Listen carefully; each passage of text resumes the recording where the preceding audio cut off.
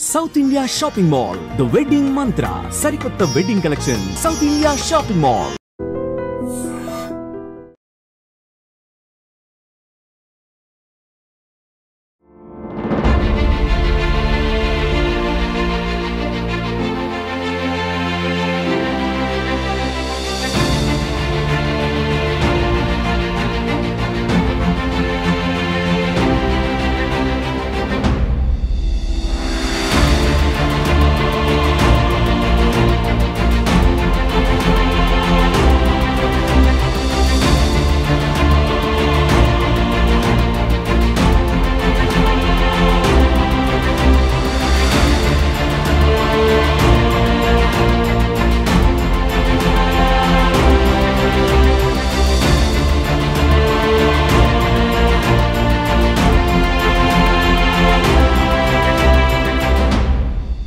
అంతా క్షణాల్లో జరిగిపోయింది.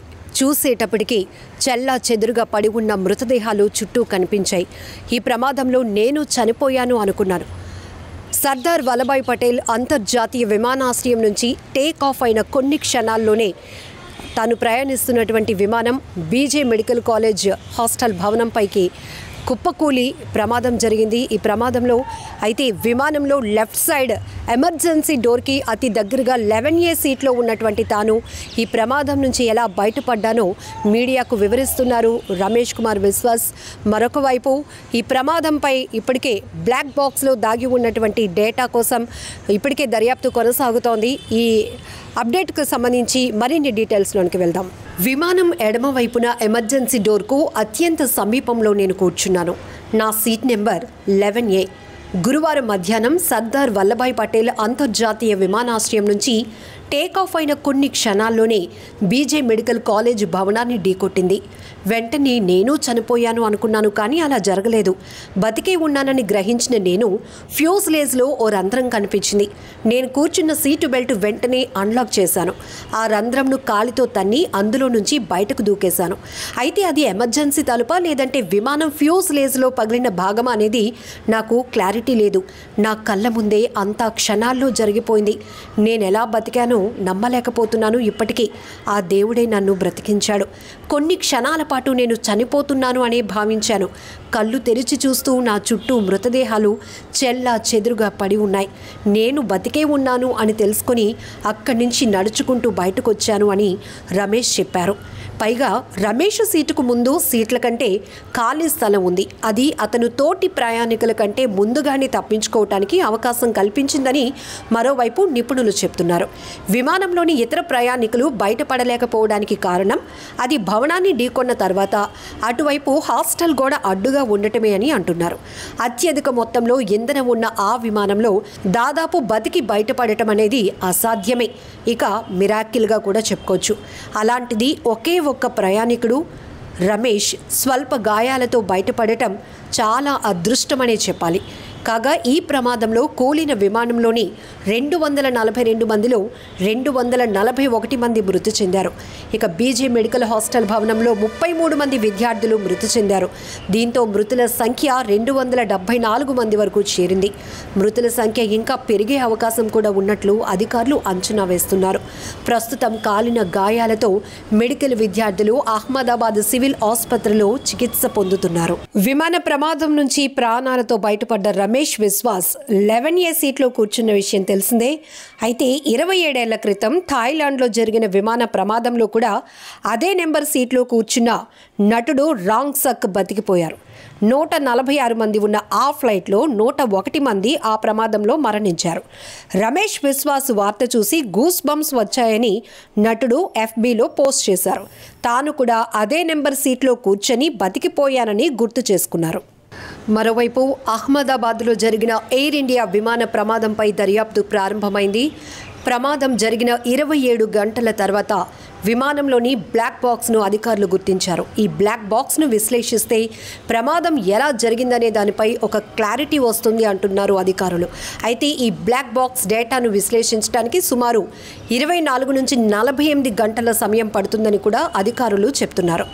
అహ్మదాబాద్లో కుప్పకూలిన ఎయిర్ ఇండియా AI-171 విమాన ప్రమాద దర్యాప్తు మొదలైంది. విమాన ప్రమాదం ఏ విధంగా జరిగిందనే దానిపై దర్యాప్తు సంస్థలు దృష్టి పెట్టాయి.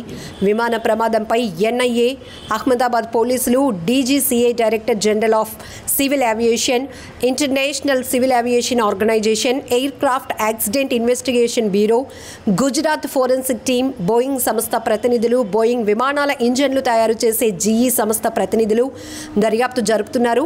అవసరమైతే దర్యాప్తులో భాగస్వామ్యం అయ్యేందుకు federal aviation administration, national transport safety board, America కూడా సిద్ధంగా ఉన్నాయి. అయితే అహ్మదాబాద్లో కూలిన ఎయిర్ ఇండియా విమాన బ్లాక్ బాక్స్ను ప్రమాదం జరిగిన 28 గంటల తర్వాత గుర్తించారు. దీన్ని త్వరలో ఢిల్లీకి తరలించనున్నారు DGCA అధికారులు. విమాన ప్రమాద దర్యాప్తుల కోసం ఢిల్లీలో ఉన్న బ్లాక్ బాక్స్ ల్యాబ్లో బ్లాక్ బాక్స్ డేటాను విశ్లేషిస్తారు DGCA AAIB అధికారులు. ప్రమాద సమయంలో ATCతో పైలట్లు ఏం మాట్లాడారు, ఎటువంటి పరిస్థితిలో విమాన ప్రమాదం జరిగింది అన్న అంశాలు కూడా వెలుగులోకి రాబోతున్నాయి. దేశంలో ఒకే ఒక black box lab Delhi Udan భవన్లో ఉంది. దీన్ని గత ఏప్రిల్ 9వ తేదీన విమానయాన శాఖ మంత్రి రామ్మోహన్ నాయుడు ప్రారంభించారు.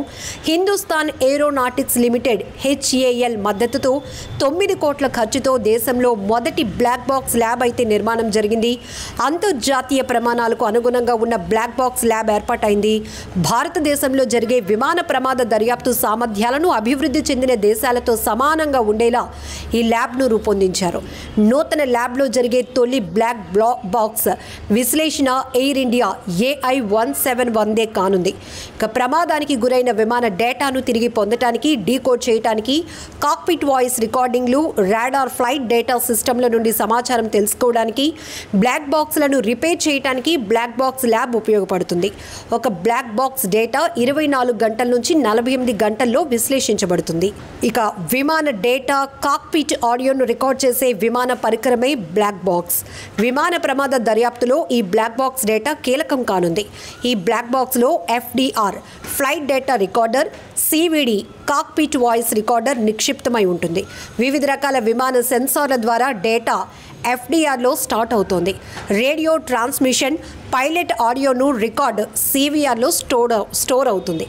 ఈ బ్లాక్ బాక్స్ నారింజ రంగులో ఉంటుంది.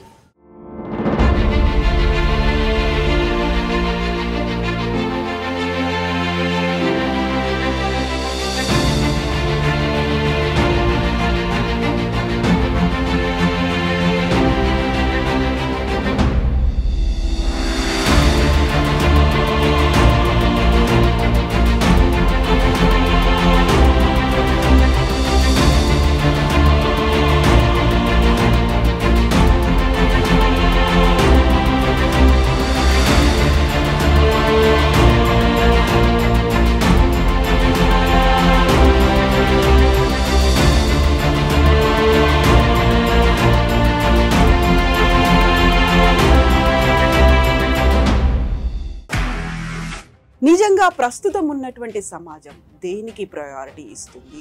ఆర్థిక సంబంధాల చుట్టూ మాత్రమే తిరుగుతోంది. మళ్ళీ ఎన్నికలంగానే చాలా విరక్తి కలుగుతాం. మంచి అనిపిస్తుంది కదా, లేడీస్ కూడా ఛాలెంజింగ్ జాబ్స్ చేసినప్పుడు చాలా బాగుంటది. ట్రాఫిక్ అసిస్టెంట్స్ గా నియమించిన ట్రాన్స్జెండర్స్ అందరితో సాల్యూట్ చేయించుకుంటున్నారు. ఫుడ్ డెలివరీ ఇవ్వటానికి వెళ్ళినటువంటి డెలివరీ బాయ్ అనిల్ పై కళ్ళ ముందు పెళ్ళండి